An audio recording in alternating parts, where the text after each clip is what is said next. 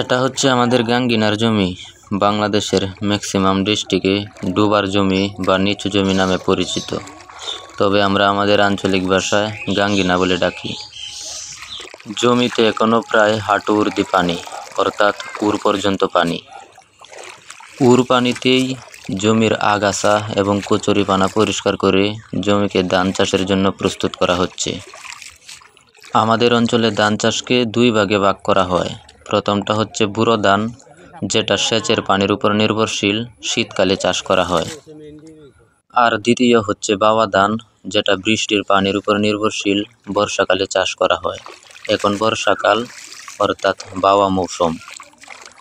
বর্ষাকালে বাওয়া মৌসুমে আমাদের অঞ্চলের নিচু জমিগুলোতে প্রায় উর পর্যন্ত পানি থাকে। সেই উর পানিতে আমরা ধান চাষ করি।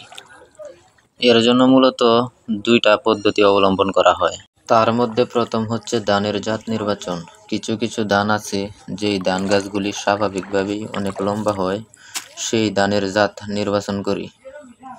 দ্বিতীয় হচ্ছে ধানের চারার বয়স 40 থেকে 45 দিন হলে বীজতলা থেকে স্থানান্তর করে জমিতে রোপণ করি।